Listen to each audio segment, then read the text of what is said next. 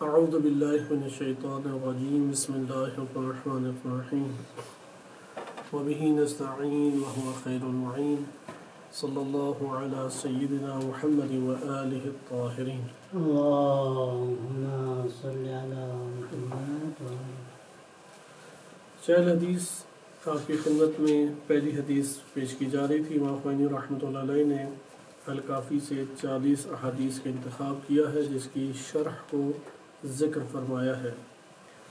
حدیث نمبر 1 جو کہ جہاد اکبر یعنی جہاد بن نفس سے متعلق ہے، کہ جس میں امام صادق علیہ السلام فرماتے ہیں کہ رسول اللہ صلی اللہ علیہ وآلہ وسلم نے ارشاد فرمایا کہ ایک لشکر جب اپنی مہمات کو طے کر کے واپس آیا اور اس کا استقبال بہترین طریقے سے کیا گیا، تو حضرت صلی اللہ علیہ وآلہ وسلم نے فرمایا مرحبا بقوم، کہ یہ جو لوٹ کے آنے والی جماعت ہے، قوم ہے، خوش آمدید ان کو کہتے ہیں۔ قضوا الجہاد الاصغر، جہاد اصغر انہوں نے تمام کر لیا، یعنی ابھی جو یہ انجام دے کے آئے ہیں یہ جہاد اصغر ہے۔ وبقی علیہم الجہاد الاکبر، اور ان کے اوپر جہاد اکبر باقی ہے۔ فقیل یا رسول اللہ، کہا گیا کہ اے اللہ کے رسول، مل جہاد الاکبر، جہاد اکبر کیا ہے؟ حضرت صلی اللہ علیہ وآلہ وسلم نے فرمایا جہاد النفس، نفس کا جہاد جہاد اکبر ہے، یعنی نفس کی مخالفت کرنا، نفس سے لڑائی لڑنا، نفس کے اندر جو نزاع پیدا ہے عقل اور وہم کے درمیان، ملک اور شیطان کے درمیان، انسان کی عقل اور شہوات کے درمیان، اس جہاد میں سرخرو ہونا جہاد اکبر ہے۔ اس حدیث کی شرح 2 مقام کے اوپر کی ہے، یعنی اس شرح کو مقام اول اور مقام دوم میں تقسیم کیا ہے امام خمینی رحمۃ اللہ علیہ نے۔ مقام اول ظاہری بدن کے اعتبار سے 4-5 مباحث کو گھیرے ہوئے ہیں، اور مقام دوم روح اور نفس سے متعلق بعض مباحث ہیں۔ مقام اول جو نشأت ملک یا نشأت ظاہری یا انسان کے مادی جسم سے وابستہ ہے، اس میں جو پہلی بحث کی گئی وہ بدن اور اس کی مختلف قوتیں ہیں، لیکن اس اعتبار سے کہ بدن ایک ایسی ریاست ہے جس میں 7 ممالک کے اوپر عقل اور اس کے لشکر اور وہم اور اس کے لشکروں کے درمیان شدید جنگ جاری ہے، اور یہ جنگ مسلسل رہے گی حتیٰ کہ قیام موت انسان کو آ جائے۔ اس جنگ میں بعض اوقات عقل غالب آ جاتا ہے اور وہ بادشاہ بن جاتی ہے، یہ شخص انسان اس صورت میں کہلائے گا۔ لیکن اگر وہم انسان کے اوپر غالب آ جائے تو پھر وہم کے لشکر آ کے ان ریاستوں پہ قبضہ کر لیں گے، اور پھر انسان سے حیوانی اعمال صادر ہوں گے۔ اس کو ہم پڑھ چکے۔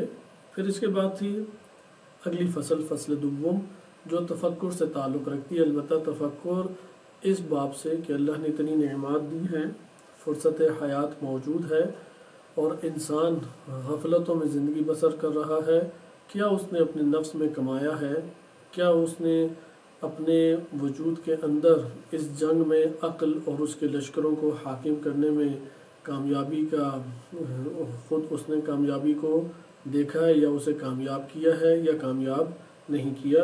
اس سے متعلق یہ ہمارا فصل تھی جس کو ہم نے مطالعہ کیا کہ انسان جو ہے وہ سے سعادت دائمی کی ضرورت ہے، اور سعادت دائمی تب ہی ہوگی کہ وہ اپنے نفس کے بارے میں تفکر کرے کہ کب وہ نفس ہلاکت سے دوچار ہوا، کب نفس شیطان کے تابع ہوا، کب وہم اور اس کے لشکر اس پر غالب آ گئے، اس نے کیسے ان شیاطین اور وہمیات سے چھٹکارا پانا ہے، نجات حاصل کرنی ہے، کیا وہ کوشاں ہے اس سلسلے میں یا نہیں۔ تو یہ تفکر انسان کے لیے پہلا قدم ہے۔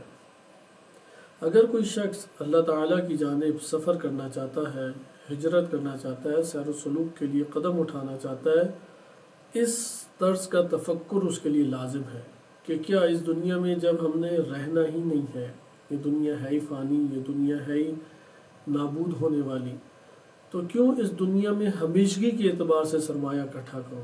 کیوں میں یہ تدبیر نہیں کرتا کہ آج اللہ نے حیات دی ہے تو وہ رب ہے اور رازق ہے، اور یہ فرصت اور مہلت حیات جو اللہ نے دی ہے، اسے میں نے آخرت بنانی ہے، آخرت کے پیش نظر سارے اعمال انجام دے۔ بس اپنے نفس کے اوپر جو سود اور زیاں ہے، یعنی جو نفع اور نقصان ہے، اس باب سے اپنے نفس کا جائزہ لینا، تفکر کرنا، محاسبہ کرنا، یہ تفکر مطلوب ہے۔ یہ تفکر انسان کو نجات دینے والا ہے۔ پھر اس کے مدارج ہیں، وہ ہم کسی اور مرحلے میں پڑھیں گے۔ امام خمینی رحمۃ اللہ علیہ نے جہاد اکبر کے لیے پہلا قدم بیان کیا۔ جہاد نہیں شروع ہو سکتا اگر کوئی تفکر نہ کرے کہ میں کہاں پر ہوں، کہاں جا رہا ہوں، کیا مجھے کرنا چاہیے تھا، کیا مجھ سے صادر ہو گیا۔ اگر کوئی اپنے نفس پہ تفکر نہیں کرتا، جہاد اکبر نہیں کر سکتا۔ جہاد اکبر کے لیے اسے اپنے وجود کے اندر تفکر کرنا چاہیے۔ تفکر میں اس بات کو بھارے کہ اللہ تعالیٰ کے احسانات، خدا کی نعمات، خداوند متعال کے جو الطاف اس کے اوپر جاری ہوئے ہیں، بار بار اس کو اپنے ذہن میں لے کے آئے، بار بار نفس کے اوپر ابھارے، اور ان الطاف الہیہ اور خداوند متعال کی رحمت، برکات، نعمات اور اس کی محبت اور اللہ سبحانہ و تعالیٰ کی بے تحاشا عفو درگزر، ہر مورد میں عفو درگزر کا اظہار، اور اسے یہ مہلت اور یہ فرصت دینا کہ وہ اپنا ازالہ ماضی کا کر سکے، اپنی آخرت کو آباد کر سکے، سعادت کا سفر طے کر سکے۔ اس نے کیا اس جگہ پر انجام دیا؟ یہ تفکر وہمیات کو دبانے اور اس کے لشکر کو بھگانے کا پہلا سبب قرار پاتا ہے۔ بدون تفکر جہاد اکبر نہیں ہوتا، کیونکہ جہاد اکبر کی یہاں پہ انہوں نے تفصیل بیان کی ہے امام خمینی رحمۃ اللہ علیہ نے۔ پہلے تو فصل اول میں یہ ذکر کر دیا کہ کیا جنگیں اندر جاری ہیں، کیا طوفان اندر برپا انسانی نفس کے، اور انسانی نفس کے اندر جس کی بادشاہت جسم اس کے تابع۔ اب یہاں پہ ہم یہ کہیں کہ میں نے اسے نصیحت بھی کی تھی، اس نے عبرت بھی دیکھا، معلومات بھی ہیں، آیات بھی پتہ ہیں، روایات بھی پتہ ہے، عمل نہیں صادر ہوتا اس سے۔ آخر عمل تو انسانی بدن سے نہیں صادر ہو سکتا معلومات کے ذریعے سے۔ فقط اور فقط انسان چند چیزوں کو جان لے، حلال حرام کو تشخیص دے دے، اس سے عمل تھوڑی صادر ہوتا ہے۔ عمل صادر کرنے کے لیے حاکم عقل اور اس کے لشکروں کو کرنا لازم ہے۔ جب تک وہمیات اور لشکر وہم یا لشکر جہل انسان کے نفس کے اوپر حاکم رہیں گے، انسانی نفس اور اعضاء و جوارح، یہ جو 7 مملکتیں انسان کے وجود پر ہیں، ان سے آثار عقل و انسانیت صادر نہیں ہو سکتے۔ عقل یعنی انسانیت، وہم یعنی شیطنت۔ وہم خود ایک عنصر شیطنت ہے جو انسانی نفس کے اندر اس کے خمیر میں اللہ تعالیٰ نے رکھ دیا ہے، چونکہ وہ عقل کے تابع ہو کے وہ شیطنت کنٹرول ہے۔ وہ شیطنت مادی دنیا کے اندر ہمارے لیے مثبت رول ادا کرتی ہے، لیکن وہ عقل کی قلم رو سے نکل جائے، عقل کی حدود سے نکل جائے، اس صورت میں وہ شیطان انسانی نفس بن جاتا ہے۔ جیسا کہ قرآن نے ذکر کیا ہے کہ شیاطین الانس والجن، شیاطین ہیں جن کا تعلق یا انسان سے ہے یا جن سے ہے۔ جیسا آپ نے ملاحظہ کیا کہ یہاں پہ جہاد اکبر کیسے وجود میں لائے؟ وجود میں لانے کے لیے زمینہ فراہم کرنا پڑتا ہے۔ وجود میں انسان کو عقل اور اس کے لشکروں کو حاکم کرنے کے لیے ساری تگدو کرنی پڑتی ہے۔ عقل اور اس کے لشکروں کو حاکم کرنے کے لیے تفکر ضروری ہے۔ یہ جو افراد اپنے نفس کے اندر احساس زیاں کرتے ہیں، افسوس بھرتے ہیں، آہ بھرتے ہیں، یہ کامیاب ہو جاتے ہیں۔ یہ تفکر کی علامت ہے کہ آہ میں نے یہ عمر ضائع کر دی، افسوس کہ یہ لمحات ضائع ہو گئے، حیف ہے میرے اوپر کہ یہ مجھ سے اعمال صادر ہو گئے، فلاں میں کار خیر کو انجام نہیں دے سکا، فلاں میں امر کو حاصل کر سکتا تھا، فلاں تکلیف میں اپنے آپ کو ڈال کے یہ سعادت حاصل کر سکتا تھا۔ انسان کے پاس موارد بہت سارے آتے ہیں، جیسے ان میں سے ایک بڑا مورد جو انسان کو مانوی بہت بڑی حیات عطا کرتا ہے، بہت بڑی حیات، کہ یہ ایام عاشورہ اور ایام اربعین آتے ہیں، سارے اپنے آرام، سکون اور ساری کی ساری اپنی دنیاوی جو لذات ہیں ان کو ترک کر کے امام حسین علیہ السلام کی زیارت کے لیے زحمات انسان اٹھاتا ہے، اپنے وجود میں ایک بہت بڑا انرجی اور توانائی کا عنصر لے کے آ جاتا ہے۔ اب ایک شخص ممکن ہے کہ کوشش کر سکتا ہے، سستی کا شکار ہو گیا، صحیح پلاننگ نہیں کر سکا، برنامہ ریزی نہیں کر سکا. آخر عمر تو انسان کی ہمیشہ ساتھ نہیں دیتی. وقت کے ساتھ ساتھ جسم جو کہ ایک آلہ ہے آخرت کو آباد کرنے کا اور نفس کے اندر چیزوں کو وجود دینے کا، وہ آہستہ آہستہ آلہ جواب دیتا جا رہا ہے اور آہستہ آہستہ یہ اعضاء وہ ضعیف سے ضعیف تر ہوتے جا رہے ہیں. فرصت ابھی ہے، اس لیے فرصت گنوا دی. اس کا ایک احساس اپنے وجود کے اندر اس نقصان کا احساس کرے. کوئی اگر احساس نہیں کرتا وہ کس طریقے سے جبران کرے گا؟ وہ تو اس فہم میں بیٹھا ہوا ہے، اس خیال میں بیٹھا ہوا ہے کہ میں کامیاب افراد میں سے ہوں. تفکر انسان کو اس طرف لے کے آتا ہے کہ تم بہت نقصان اٹھا چکے ہو، بہت فرصت ضائع کر چکے ہو، لمحات قلیل ہیں، فرصت قلیل ہے، اب اس سے فائدہ اٹھا لو. لہذا تفکر نہ ہو جہاد اکبر کی راہ ہموار نہیں ہوتی. اگلے ہم نقطے کی طرف آ جاتے ہیں. یہ فصل سوم ہے اور یہ عزم کے اوپر ہے. عزم کی فحص کو دو فصلوں میں امام خمینی رحمۃ اللہ علیہ نے ذکر کیا ہے. ایک ہے بذات خود عزم کہ وہ دوسرا جوہر ہے انسانیت. تفکر پہلا جوہر انسانیت ہے. حیوان اور انسان میں اندرونی طور پہ جو چیز انسان کو حیوان سے جدا کرتی ہے وہ تفکر ہے. جو شخص تفکر نہیں اپنے نفس کے بارے میں کرتا انسانیت کا سفر نہیں طے کر سکتا. جو شخص اپنے وجود کے اندر احساس زیاں نہیں کرتا، احساس نقصان نہیں کرتا، وہ انسانیت کا سفر طے نہیں کر سکتا. دوسرا انسانیت کا جوہر یہ گوہر انسانی ہے، یہ گوہر حیوانی نہیں ہے. مثلا لذات اور شہوات گوہر حیوانی ہے، جنبہ حیوانی ہمارے نفس کا. یہ بھی ہمارا رہے گا، اس کی بھی ضرورت ہے، اس کی بھی مثبت نکات ہے. مادی حیات اسی کے اوپر موقوف ہے، اسے منظم کرنے کی ضرورت ہے. لیکن اگر یہ حاکم بن جائے تو پھر مادی حیات انسان کے وجود کے اندر آباد ہو جائے گی، اور مادی حیات اس نے فنا ہونا ہے. وہ فنا ہو جائے تو پھر نفس خالی ہوگا، اور اس خالی نفس کو کہتے ہیں جہنم، جس میں تاریکی ہے، جس میں اندھیرا ہے، جس میں ہر چیز راکھ ہے، کوئی عمل نہیں ہے، بیابان اور بنجر ہے. اسی بنجر پن کا وہ شکار ہوگا. تو آپ نے ملاحظہ کیا کہ تفکر ایک گوہر انسانی، دوسرا گوہر انسانی عزم ہے. لہذا اس فصل میں امام خمینی رحمۃ اللہ علیہ نے، جس کو آپ فصل سوم کہہ سکتے ہیں، کہ فصل اول بدن اور اس کی قوتوں سے متعلق تھی، فصل دوم تفکر، فصل سوم عزم، فصل چہارم اہمیت عزم.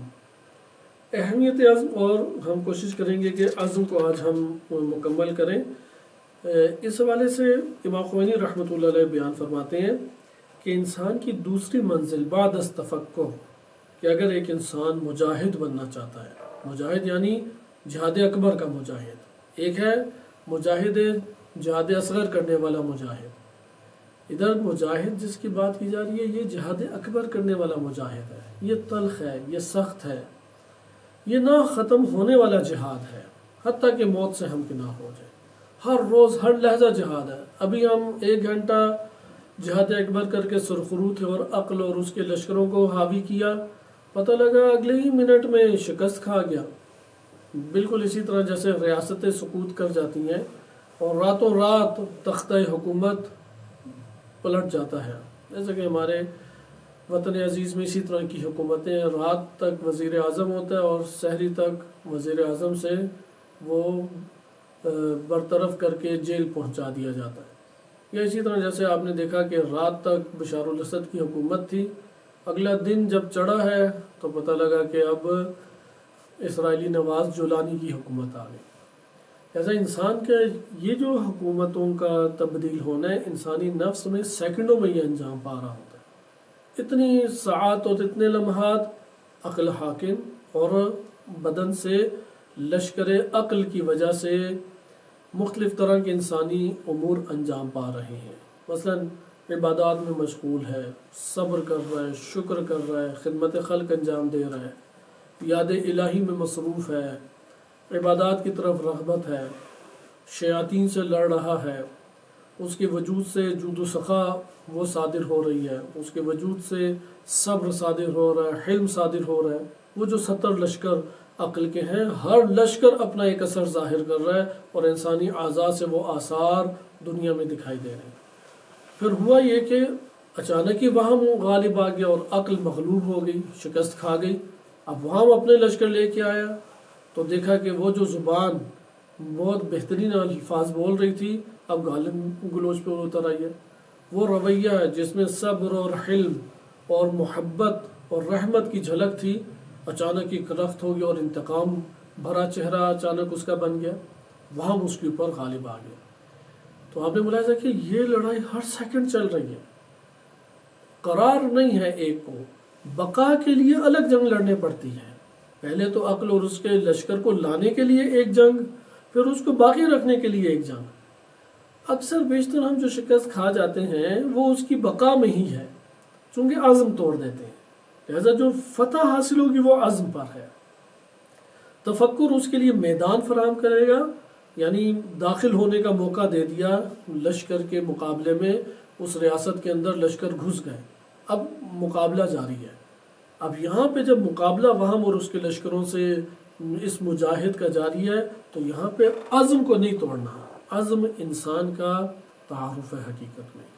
اگر خلاصہ کیا جائے ان تمام اوصاف میں ایک ایسے وصف کو لے کے آئیں کہ جس کو بیان کر دیں تو اس سے انسانیت کی امارت تکمیل کی طرف پہنچ جاتی ہے، وہ خود ارادہ اور عزم ہے۔ جس نے ارادہ اور عزم کو نہیں توڑا اس سے صادر ہوتے رہیں گے عقل اور لشکر عقل کی وجہ سے مختلف طرح کے اعمال، لیکن اگر عزم کو توڑ دیا آرام سے وہاں آ کے غالب آ جائے گا اور حکومت کرے گا اور عقل کو اپنے ماتحت لے آئے گا۔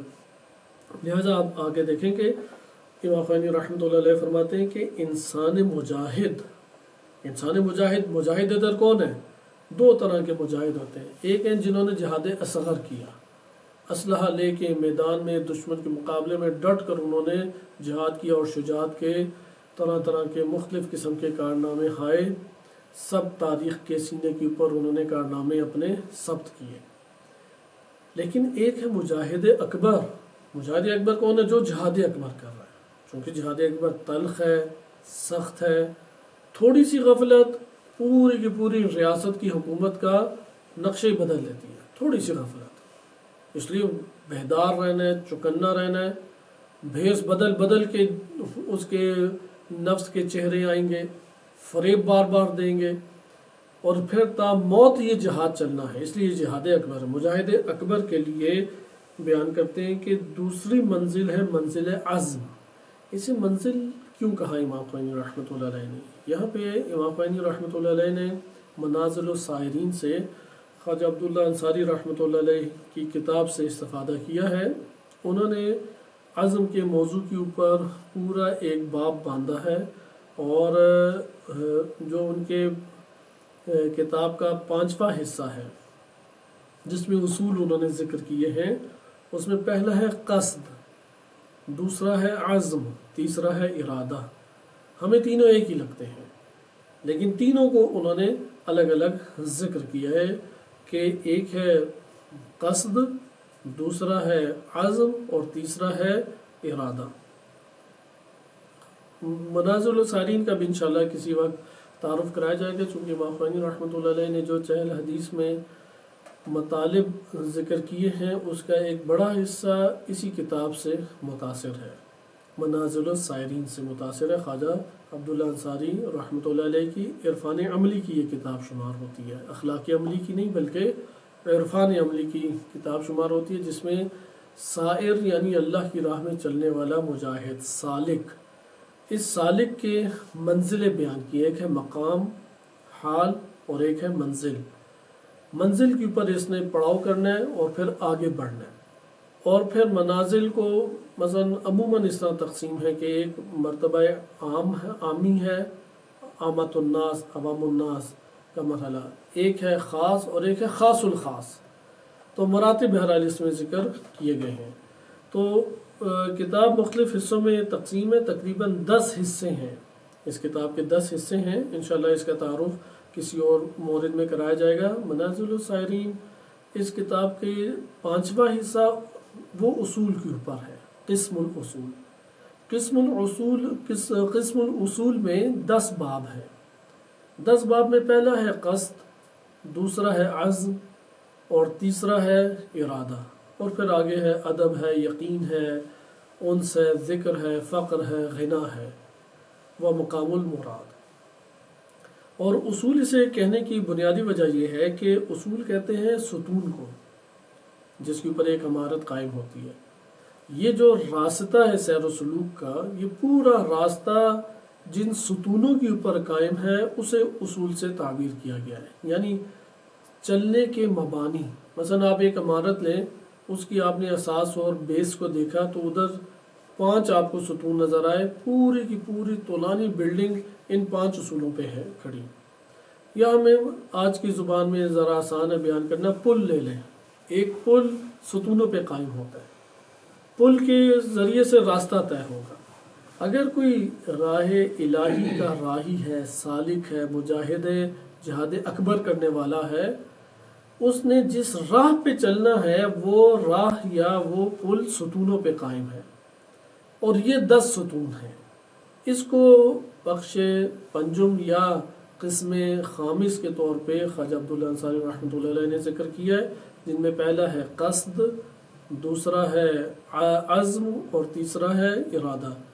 قصد جو انہوں نے ذکر کی، امام خمینی رحمۃ اللہ علیہ نے اپنی کتاب آداب الصلاۃ میں آغاز وہاں سے کیا ہے، وَمَن يَخْرُجْ مِن بَيْتِهِ مُهَاجِرًا إِلَى اللَّهِ وَرَسُولِهِ، کہ جو شخص اپنے گھر سے نکلا ہے کہ ہجرت کے غرض سے۔ ہجرت کا مطلب یہ ہوتا ہے کہ اپنے وطن کو اس طرح سے ترک کرنا کہ پھر کبھی ادھر نہ لوٹنا، جیسا کہ مکہ سے نبی صلی اللہ علیہ وسلم مدینہ آئے اور پھر مکہ جایا کرتے تھے، لیکن اسے دوبارہ اپنے جائے وطن و جائے مسکن نہیں قرار دیا، یعنی اسے ترک کر دیا۔ ہجرت یعنی اس جگہ کو ترک کر دیا۔ جو شخص بھی اپنے گھر سے نکلتا ہے تاکہ وہ اپنے اس مقام کو ترک کر کے اللہ اور اس کے رسول کی طرف منتقل ہو جائے، ثم یدرکہ الموت، اور پھر موت اسے پا لیتی ہے، فقد وقع اجرہ علی اللہ، تو اس کا اجر فقط اللہ ہی ادا کر سکتا ہے، وہ نہ بیان ہو سکتا ہے، نہ شمار میں لایا جا سکتا ہے، اور نہ ہی اس کی کوئی حد بندی کی جا سکتی ہے۔ اس کا اجر اللہ کے اوپر ہے۔ مہاجرن الی اللہ ورسولہ، اگر کوئی اس عمل کو انجام دے دے تو پھر اس کا اجر اللہ کے اوپر ہے۔ اس کو امام خمینی رحمۃ اللہ علیہ نے آداب الصلاۃ کے آغاز میں ذکر کیا ہے، ہم یہ کسی اور مورد میں پڑھیں گے۔ قصد میں بھی عزم موجود ہے اطاعت کا، اور اس کے پھر درجات انہوں نے ذکر کیے، ہم ابھی اس کو ترک کرتے ہیں، عزم کی طرف آ جائیں، چونکہ اس کو امام خمینی رحمۃ اللہ علیہ فرماتے ہیں منزل عزم بعد التفکر، یہ ایک منزل ہے۔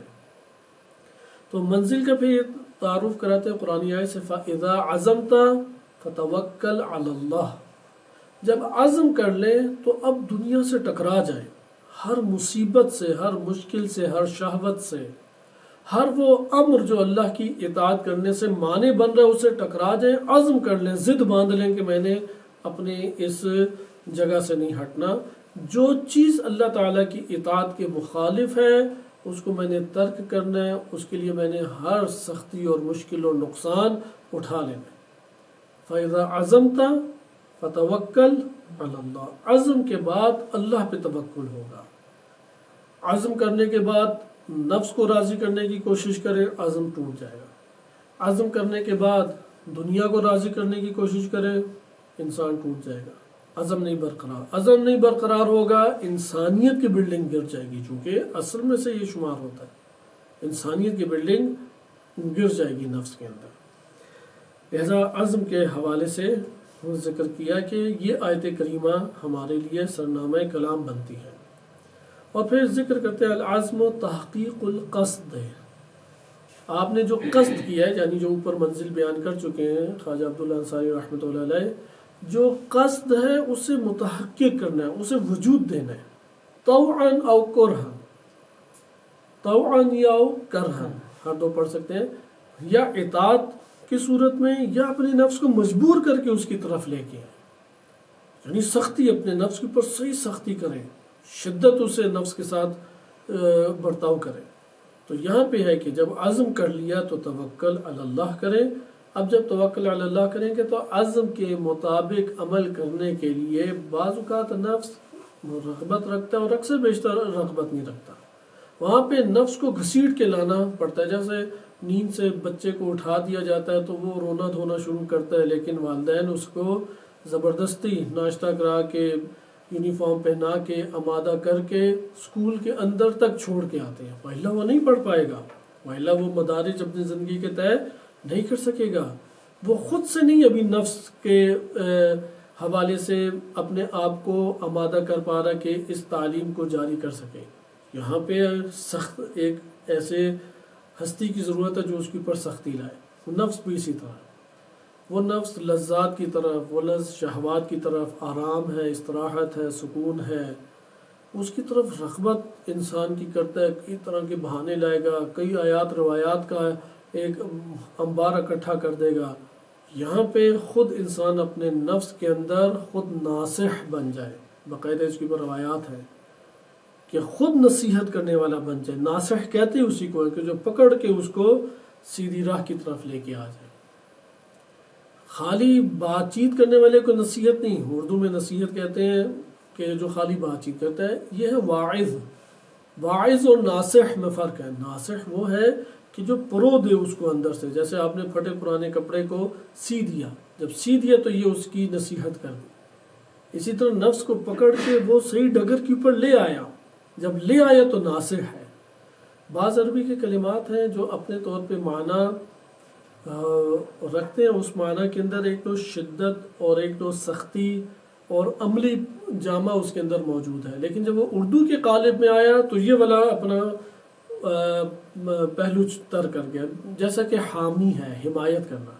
عربی میں حمایت کرنا کہتے ہیں کہ اپنی جان کی بازی لگا کے لڑائی جھگڑے کے لیے میدان پہ اتر کے اپنی پوری جان کی بازی لگا کے کسی کی مدد کرنا، کسی کی حمایت کرنا. اب اردو میں جب یہ لفظ آیا تو زبانی کلامی کسی کے موقف کی آپ نے طرفداری کی تو اس طرفداری کو حمایت کرتے ہیں. لیکن آج بھی عربی میں، ابھی بھی موجودہ دور میں عربی جو فصیح بولی جاتی ہے اس میں جب کلمہ حامی کہتے ہیں تو اس میں یہ ہوتا ہے کہ اگلے کے ساتھ درستگی اور سختی کے ساتھ پیش آتے ہوئے اپنے موقف کو بیان کرنا اور مقابلہ کرنا. اسی طرح کلمہ نصیحت ناصح ہے. لہذا خود انسان اپنے نفس کے لیے کیا بن جائے؟ ناصح بن جائے. اگر ناصح نہیں بنے گا تو یہ عمل انجام اس سے نہیں پائے گا. لہذا قصد کو وہ تحقق کرے. قصد اور نیت ایک ہی ہے. اس جگہ یہ عرض کر دیا جائے کیونکہ احادیث مبارکہ میں قصد بھی لفظ آیا لیکن نیت کا لفظ زیادہ آیا ہے. خوب، تو عزم اس کا آغاز ہی فعل سے پھر ہوتا ہے، کیونکہ جب فعل صادر ہی عزم کی صورت میں انسان کے پاس آتا ہے. بقیہ اسے ہم تر کرتے ہیں وَإِلَّا اپنے بحث سے ہم خارج ہو جائیں گے کہ عزم ایک منزل ہے بذات خود، یعنی اس مقام کے اوپر آنا ہے، ادھر پڑاؤ کرنا ہے، اسے حاصل کرنے کی کوشش کرنا ہے.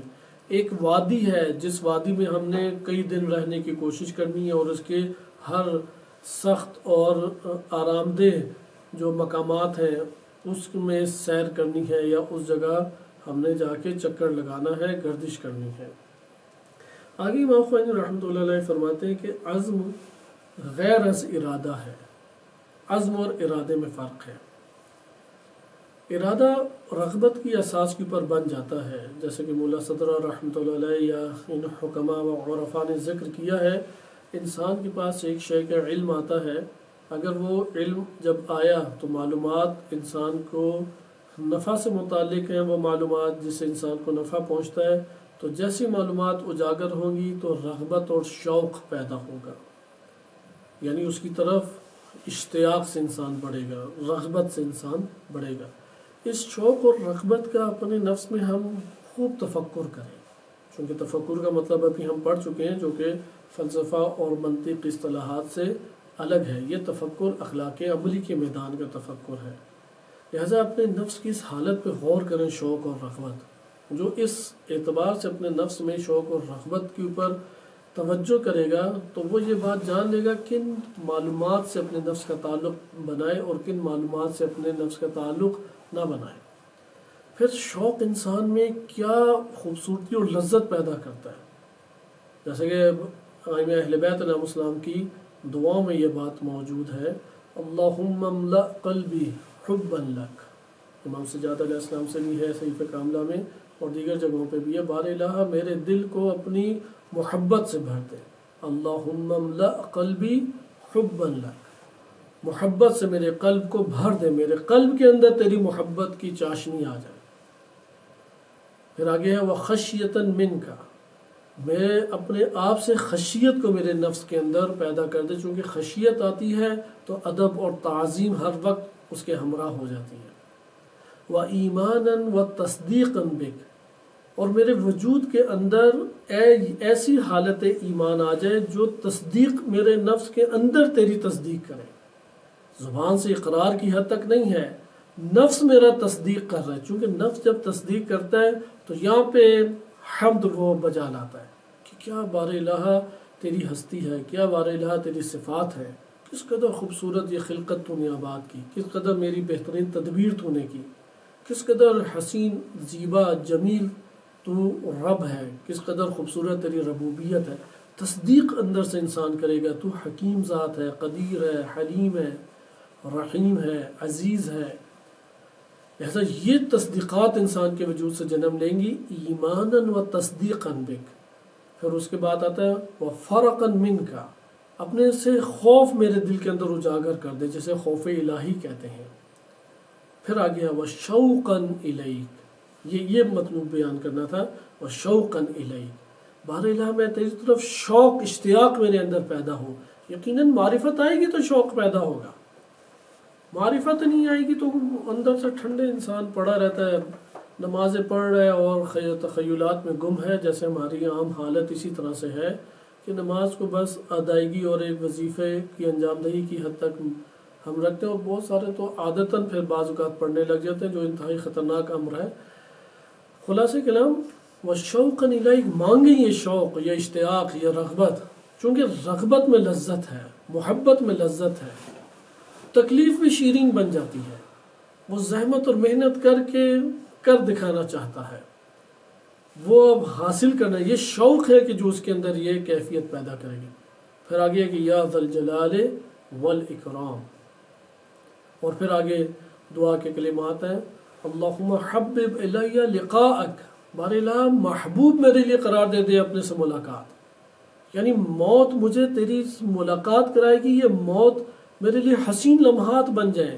جیسے نہج البلاغہ میں امام فرماتے ہیں کہ یہ جو اعمال صالح انجام دینے والے ہیں، ان کے لیے موت بالکل اسی طریقے سے ہے کہ ایک پیاسا پانی کی تلاش میں پھرتا پھرتا اچانک منبع پانی تک، آب تک پہنچ جائے اور اسے پانی میسر آ جائے، جو خوشی اس وقت نفس کے اندر برپا ہوگی، چونکہ روزوں میں یہ والی خوشی ہم اندر احساس کر سکتے ہیں، جو ٹھنڈک، جو مٹھاس، جو اطمینان، جو سکون اس پیاسے کو حاصل ہوتا ہے، لقاء اللہ سے یہی احساسات انسان کے وجود میں حاصل ہوں گے۔ اللہم حبب الی لقاء، یہ دعائیں قنوت کی ہماری دعائیں ہونی چاہیے، بار الہ لقاء الہی کے محبوب قرار دے دے۔ وَاجْعَلْ لِي فِي لِقَائِكَ خَيْرَ الرَّحْمَةِ وَالْبَرَكَةِ، اس ملاقات میں بہترین رحمت اور برکت میرے لیے قرار دے، وَالْحِقْنِي بِالصَّالِحِينَ، صالحین میں سے مجھے قرار دے، یعنی ملحق کر دے اس گروہ صالحین سے کہ جن کی یہ صفات ہیں، اس گروہ میں مجھے شامل فرما۔ آپ نے ملاحظہ کیا کہ یہ جو شوق ہے، شوق یہ معلومات سے، یہ معرفت معلوماتی سے بنتا ہے۔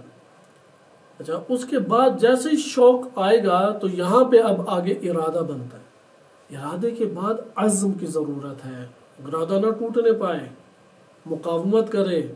مقاومت انسان کے اندر در حقیقت صحت کا باعث بنتی ہے، خطا میڈیکلی طور پہ بھی جسم کے اندر مقاومت کرنے والے جب تک جراثیم موجود ہیں بیماری فتح یاب نہیں ہوتی، صحت سے ہمکنار ہے۔ یہاں پر بھی اگر مقاومت عزم برقرار رہے، انسانی روح صحت سے دوچار رہے گی۔ آگے ملاحظہ کریں، بیان فرماتے ہیں کہ شیخ الرئیس ابن سینا رحمۃ اللہ علیہ نے اشارات و تنبیہات میں جو غالباً آخری نمت ہے عارفین کے بارے میں، ان کی پہلا درجہ عارفین کا قرار دیا وہ عزم ہے، چونکہ عرفان کی ابتدائی عزم سے ہے۔ عزم ٹوٹ جائے تو فلسفہ عرفان معلومات کی صورت میں لیتے رہیں گے اور رغبت ایجاد ہوگی، ارادہ بنے گا ٹوٹے گا، بنے گا ٹوٹے گا، کیوں؟ چونکہ ارادے کے بعد عزم نہیں کر پا رہا. یہ عزم کی ایک قیمت ہے، عزم کی ایک حیثیت ہے. اسی لیے منازل السائرین میں طوعاً و کرہن کہا ہے، اطاعت کرتے ہوئے اور مجبوری سے گھسیٹتے ہوئے نفس کو لے کے آؤ کہ یہ عزم کو متحقق، قصد کو متحقق کر دے. پھر آگے ذکر کرتے ہیں کہ ہمارے بعض مشائخ اطال اللہ عمرہ اپنے استاد گرامی آیت اللہ شاہ آبادی رحمۃ اللہ علیہ کا اصل میں ذکر فرما رہے ہیں کہ وہ فرمایا کرتے تھے کہ عزم جوہر انسانیت ہے. انسانیت کے کچھ گوہر ہیں، یہ گوہر ہوں تو انسان ہے، یہ گوہر نہیں ہے تو کوئی قیمت نہیں ہے. مثلا آج کی زبان میں کہ ڈالر جیب میں ہے تو اس کی قیمت ہے، جیب میں ڈالر ہی نہیں ہے تو اب اس کو کیا ہم نے پوچھنا ہے، اس سے کیا ہم نے تعلق رکھنا ہے. تو گوہر انسانیت ہوں گے تو انسان قرار پائے گا، انسانیت کے مدارج طے کرے گا. لہذا ذکر کرتے ہیں کہ عزم ہے جوہر و گوہر انسانیت، اور انسان کا میزان امتیاز وہ یہی عزم ہے. اچھا، میں امتیاز کسے کہتے ہیں؟ فرق کرنا. اگر کوئی شخص عملی طور پہ حیوان اور انسان میں فرق کرنا چاہتا ہے عملی طور پہ، تو عزم دیکھیں، عزم آ کے عملی طور پہ انسان اور حیوان میں فرق. ایک فرق ہے حقیقی طور پہ، حقیقت انسان حقیقت حیوان سے کب جدا ہوتی ہے؟ تفکر کی اساس پہ. حیوان صلاحیت تفکر رکھتا ہی نہیں ہے، انسان صلاحیت تفکر رکھتا ہے، اس لیے انسان کی جو خلقت ہے وہ خلقت حیوانی سے جدا ہو جاتی ہے فکر کی اساس پہ. اچھا، یہاں پہ ممکن ہے کہ خلقت میں انسان تھا، عمل نے اسے حیوان بنا دیا. لہذا عملی دنیا میں جسے آپ کہتے ہیں کہ اس ٹائم گراؤنڈ ریالٹی اس کی کیا ہے، وہ صلاحیت اور قابلیت کی بات نہ کرو، وہ استعداد کی بات نہ کرو، وہ جو اللہ تعالیٰ نے اس کو نعمت قوت کے طور پہ دے دی تھی، طاقت کے طور پہ دے دی تھی، ابھی اس کی بات نہ کرو، کیونکہ اس طاقت کو کون بروئے کار لایا ہے، کس نے کتنی استعمال کی ہے، اس کی بات ہمارے ساتھ کرو، اس کا ہمیں کیا علم. لہذا یہاں پہ ہم تو عملی دنیا میں دیکھیں گے کہ یہ انسان ہے یا انسان نہیں ہے. وہ کون سی چیز ہے کہ جو مشابہ ایک دوسرے سے جسمانیت کے اعتبار سے مختلف پیکر جو زمین کے دوش پہ چل رہے ہیں اس میں انسان اور غیر انسان میں ہمیں فرق کر کے دے دے، وہ عزم ہے. جو عزم رکھتا ہے کہ اللہ کی نافرمانی نہیں کرے گا، اطاعت الہی بجا لائے گا، اور نفس کو مجبور کر کے ناصح بن کے اس کو دبا کے اللہ کی اطاعت کی پر گامزن رکھے، یہ انسان ہے. عزم توڑ دیا، حیوان. بس انسان حیوان چل رہا ہے چکا. جیسے بعض اوقات آپ کوئی ویڈیو تیزی سے گھماتے ہیں، انسان اور پھر بھیڑیے کا آ رہی ہے تصویر، پھر انسان پھر بھیڑیا، پھر انسان پھر بھیڑیا، یہ انسان کی صورت چلتی ہے. ہاں، اب وہ اسے دوام دے گا عزم کو، انسان ہی انسان ہے. عزم کیا، توڑا، پھر عزم کیا، پھر ٹوٹ گیا، تو یہ وہی ہے کہ انسان حیوان مکسچر اس کا چلتا رہے گا. لہٰذا ادھر ذکر کرتے ہیں کہ تفاوت درجات انسان جو ہے وہ عزم کے درجات کے مطابق ہے. کون کتنی مقدار کا انسان ہے، کون کس درجے پہ پہنچا ہوا انسان ہے، کون کس مرتبے کا انسان ہے، عزم کی قوت دیکھیں گے، عزم کا استمرار اور بقا دیکھیں گے. جو جتنی مقدار اور جتنی محکم اور رسوخ اور اس میں استحکام رکھتا ہے، اتنا وہ گہرا، محکم اور مستحکم انسان ہے، اتنا وہ پائیدار انسان ہے جو ہل نہیں سکتا اندر سے. ہاں، یہ سارے کی ساری چیزیں انسان کامل کی سطح کے اوپر کامل حاصل ہیں. یعنی ایسا نہیں ہے کہ اب یقیناً اس درجے کے انسان اس سفر کے اندر ہر ایک اپنا ایک مقام اور درجہ رکھتا ہے. قرآن کی آیت بھی ہے کہ ہر ایک کا درجہ ہے، لِكُلٍّ درجات، ہر ایک کے اپنے درجات ہیں. کون درجہ انسانیت کی کس سطح کے اوپر فائز ہے، وہ اسی سطح کے اوپر زندگی بسر کرے گا. ممکن ہے کہ کوئی فرسٹ فلور پہ رہ رہا ہے، کوئی سیکنڈ، کوئی تھرڈ، کوئی فورتھ، اس کی مطابق ہی ہے، اور جس فلور پر ہے وہی بس اس کی حیات کا دائرہ ہے، اسی فلور کے حقائق جانتا ہے. اوپر والوں کا ایسا ہی وہ مشاہدہ کر رہا ہوگا جیسے سورج چاند ستاروں کا ہم مشاہدہ کر رہے ہوتے ہیں. بعض اس کے محاسن دیکھ کے رش کر رہے ہوتے ہیں اور امیدیں اور امنگیں اپنے اندر قائم کریں گے کہ کاش ہم بھی ادھر ہوتے، اور بہت سارے حقائق اس سے پنہاں ہوں گے. کیونکہ وہاں تک اس کی رسائی نہیں ہے کہ ان حقائق کو وہ درک بھی کر سکے۔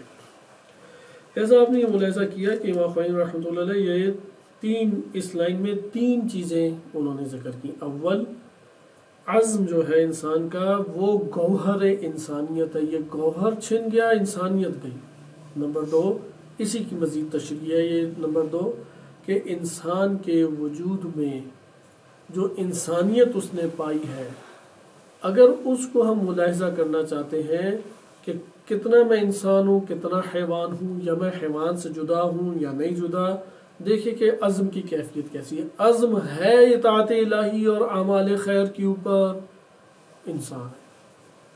عمل اگر عزم نہیں ہے تو پھر اسے انسان بننے کی ضرورت ہے، فرصت اللہ نے دی ہوئی ہے، جب تک موت نہیں آتی جلدی کرے اس عمل میں۔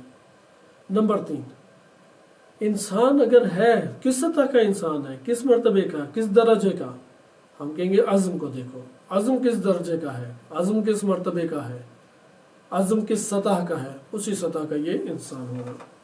آگے امام خمینی رحمۃ اللہ علیہ فرماتے ہیں کہ وہ عزم کہ جو اس مقام سے سازگار ہے، وہ اس آغاز یعنی بالکل آغاز کیا ہے عزم کا، یعنی مقام جہاد اکبر، مقام انسانیت، چونکہ انسانیت ہے ہی تب جب عقل اور اس کے لشکر غالب آ جائے۔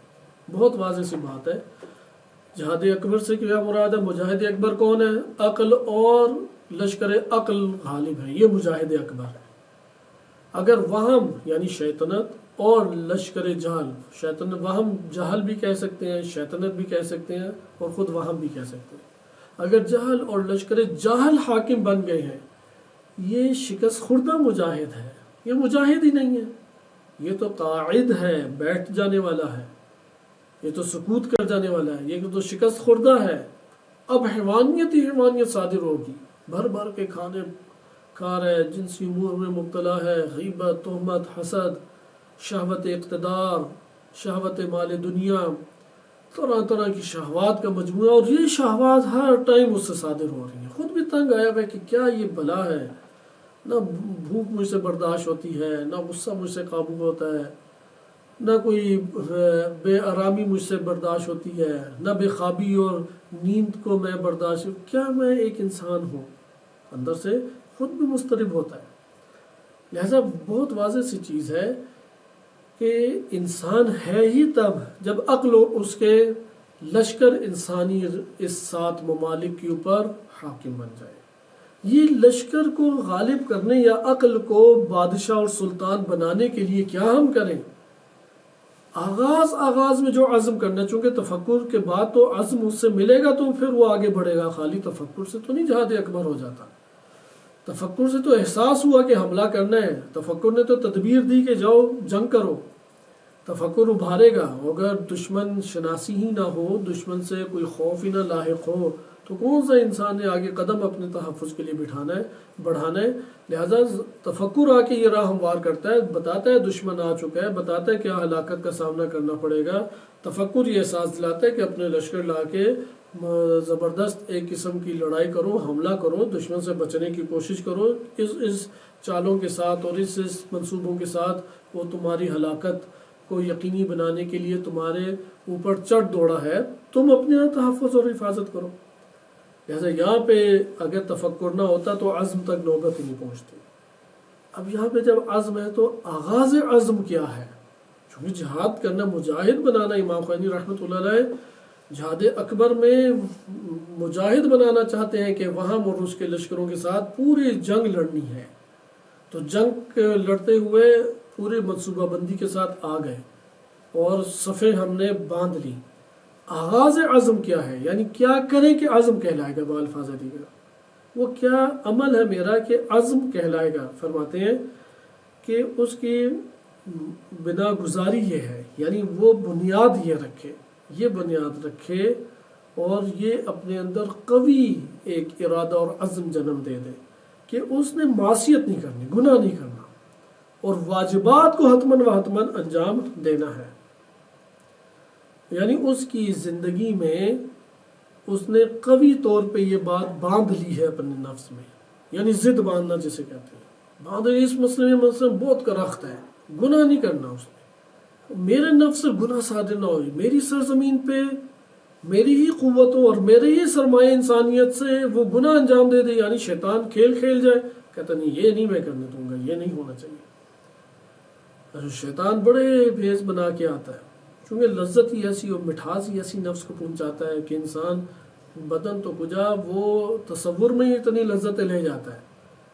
تو یہاں پہ عزم ٹوٹتا کیسے، وہ بھی ابھی امام خمینی رحمۃ اللہ علیہ بیان کر فرماتے ہیں۔ ٹائم ہمارا چونکہ ختم ہوتا ہے، اس میں حدیث سے بیان کر دوں گا کہ عزم ٹوٹتا کیسے، اس کو ہم اگلے درس میں انشاءاللہ تعالی مطالعہ کریں گے۔ لیکن یہ بات آغاز، یعنی کیا میں کام کروں کہ عزم کرنا کہلائے گا، ضد باندھ لے، کامل عہد اپنے ساتھ باندھ لے، گناہ انجام نہیں دوں گا، میری اس ریاست بدن کے اوپر میرے نفس کی قوتوں کے ذریعے سے گناہ کبھی بھی صادر نہیں ہوگا، یا باطن کے اندر قوت خیال میرے نفس کے اوپر گناہ کی تصویر کشی رقم نہیں کرنے دوں گا، میں اسے قوت خیال کو قابو کروں گا۔ ہر رنگین تصویر اور ہر فلم بنا کے چلی جاتی ہے اور میں پھر اسے دیکھنے میں خیالات کی دنیا میں مشغول ہو جاتا ہوں، میں یہ نہیں کرنے دوں گا۔ معصیت نہیں صادر ہونی، نہ بدن سے نہ خیال سے۔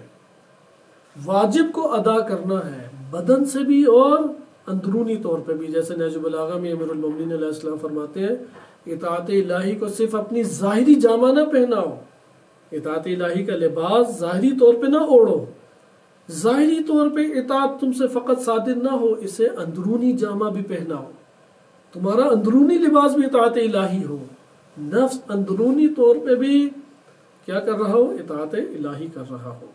پھر آگے فرماتے ہیں اگر ایام حیات غفلت کے تھے، شوخی کے تھے، سرمستی کے دن گزرے اور بہت ساری معصیتیں جنم لے گئیں، واجبات ترک ہو گئے، جبران کرو فوراً، فرصت ہے، مہلت ہے، صحت ہے، موت ابھی تمہارے اوپر آن نہیں پڑی، تو اس مہلت اور فرصت سے جبران کر جو، جبران بہت مہم ہے، آیات روایات اس بارے میں بھی سختی سے انسان کو متنبہ کرتی ہیں، جبران کرو فوراً۔ تو لہٰذا وہ فرماتے ہیں کہ عزم انسان کی ظاہری صورت میں بھی ہونا چاہیے، یعنی عقلی اور شرعی ہر دو کا تقاضا ہے کہ تم عزم کو ظاہری طور پہ اختیار کر لو۔ یہاں بھی ہم اختتام کرتے ہیں اور اس کا آخری پیراگراف اگلے درس میں پڑھیں گے کہ شرعی طور پہ، یعنی عقلی طور پہ بھی عزم ہونا چاہیے، شرعی طور پہ بھی عزم ہونا چاہیے، یا اس سے کیا مراد ہے کہ عزم ظاہر خود انسان جو ہے ظاہری صورت میں عقلی اور شرعی طور پہ عزم کو اختیار کرے، تو اس کو ہم انشاءاللہ تعالیٰ اگلے درس میں پڑھیں گے۔ مثلا شریعت کو وہ اختیار کرے، اگر شریعت کو اختیار کیا تو اس کا عزم شرعی ہو جائے گا، اور ہر اس چیز سے انسان نے اجتناب کیا کہ جس کو ہم کہتے ہیں کہ انسان اللہ کی معصیت سے دور ہو، تو عقل یہ کہتی ہے کہ ان چیزوں سے تم دور بھاگ جاؤ۔ عزم ٹوٹتا کس سے ہے، اس کے اوپر صرف ایک روایت میں عرض کر دوں، کیونکہ اسی روایت کا مطلب آگے کے درس میں انشاءاللہ آئے گا۔ امام علی علیہ السلام فرماتے ہیں غرر الحکم میں کہ اللہ وہ یفسد عزائم الجد، لہویات یعنی بے معنی چیزوں میں مشغول ہو جانا، غیر عقلائی چیزوں میں، آپ کا بے ہدف چیزوں میں مشغول ہو جانا، یعنی جس سے آپ کا تعلق ہی نہیں ہے، جس سے آپ کی غرض ہی نہیں ہونی چاہیے، اس میں جا کے مشغول ہو جائے۔ لہویات میں اگر کوئی انسان مشغول ہو تو وہ اس کے ان عزائم کو فاسد کر دیتی ہے جس میں اسے جدیت چاہیے تھی، جس میں سنجیدگی چاہیے تھی، جس کی رعایت کرنا اس کے لیے لازم تھی۔ لہٰذا امام خمینی رحمۃ اللہ علیہ بھی انشاءاللہ آگے اگلے درس میں آئے گا، ذکر فرماتے ہیں کہ گناہ انسان کے عزم کو توڑتا ہے، خیال گناہ انسان کے عزم کو توڑتا ہے، تصور گناہ کو ادامہ دیں، بڑھاتے رہیں۔ مثلا آپ سوشل میڈیا دیکھ رہے ہیں، ایک نامناسب تصویر آ گئی، فوراً اس سے ہٹا دیا آپ نے، نہ صحیح تصور بننے دیا، نہ اپنے تصور کو جانے دیا، یہاں پہ عزم نہیں آپ کا ٹوٹے گا۔ لیکن آ گئی تصویر، اب ذہن میں اس کی طرف توجہ کر رہے ہیں، چونکہ بالآخر چھپ گئی، کیونکہ انسان اس دنیا کے اندر اس مشکل سے دو چار ہے، صرف یہ سوشل میڈیا کی بات نہیں، گھر سے باہر نکلا کوئی نگاہ کسی خاتون پہ پڑ گئی، کسی خاتون پہ نہیں پڑی، خود جسم کو ایسے حالات میسر آ گئے کہ اس کا شکم بھرا ہوا ہے، آرام دہ ماحول میسر ہے، خود غریزِ انسانی بدن کے اندر وہ حرکت کرنے لگ جائیں گے شہوانی، اور تصورات کے وجود کا باعث بن جائیں گے۔ ادھر اس نے کوئی ایسا کام نہیں کیا کہ وہ نہ آنکھیں کسی نامحرم پہ پڑی، نہ کوئی اور اس کے لیے اس طرح کا مورد پیش آیا۔ ہر انسان کے ساتھ یہ عمل انجام پا رہا ہے کہ جسم کی صحت وہ تصورات کے بنانے کا اس کے اندر سبب بن جاتی ہے۔ اس نے ان تصورات کی طرح توجہ نہیں ہونے دینی، اسے بننے نہیں دینا۔ بالکل اسی طرح ریت پہ ایک تصویر بنتی ہے اور پانی کی لہر آ کے اسے پھر دوبارہ برابر کر جاتی ہے، بالکل اسی طریقے سے ہم نے اس تصویر کو فوراً محو کرنا ہے۔ وَإِلَّا تصور گناہ یا خدا نہ خواستہ گناہ ہم سے صادر ہو جائے، ہر دو عزم کے توڑنے میں شریک ہوں گے، یعنی زلزلہ برپا ہو گیا۔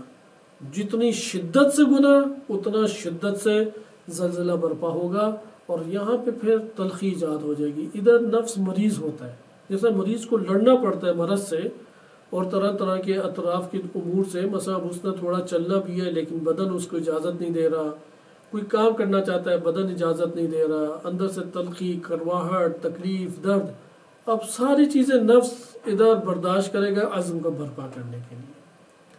لہذا اس گناہ اور اس کے آثار کے مٹنے میں پھر ایک وقت لگتا ہے۔